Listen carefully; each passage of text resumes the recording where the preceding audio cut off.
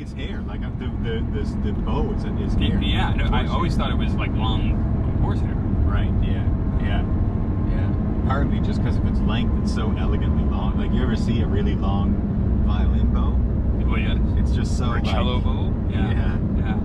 Just to see one hair out of place and you know what it is, kind of thing. It's like, I've seen a horse before. It's funny that you don't see much equestrian people picking that up. Like horse lovers and violin. Or like, I don't know, Clydesdale on the cello. I would say actually they have an appropriate level of daint. I would say that they compare quite favorably. It's John. And it's light, and it's all about delicateness, and it's all about precision, and like they go into that suite of like ballet kind of stuff, of where it's not about the forcefulness with which you can impart an emotion, but the delicateness with which you can relay a gesture or feeling or something. And violin is kind of in that, right? Even in its like eerie, playness of it.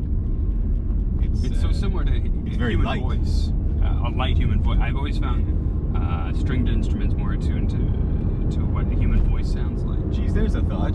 With the cello, for instance, very much like a human voice. Yeah, well, we got vocal cords, right? I mean, we're a stringed instrument somehow. Mm-hmm. It's reverberation. Yeah. And just that where those stringed instruments sit in relation to where our natural, what do you call it? Tone, I think.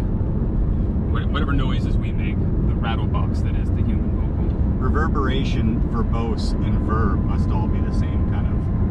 All from word. That's the Latin word for word is verbum. Oh, right. So, and that's what verbose is, to proclaim words. Is, to claim the audacity of claiming words. Yeah. How verbose. Well, verbose, that means you're using a lot more language that is more complicated than necessary. Right, I think that's what verbose means. More bluster than meaning. Yeah. Like I relate to that a lot. I spoke. I pontificated. Yeah. Well. Yeah. It's true. Yeah. But there is usefulness in that word pontification. It's just the unnecessary use of it.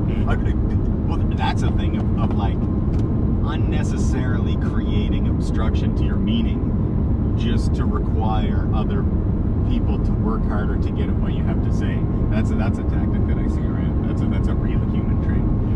It's a part of our relationship control dynamics. It's and that's part of what verbosity, I guess, is all about. To be verbose. I like it in relation to pomposity. Yeah, the pompously verbose, or the verbosely pompous.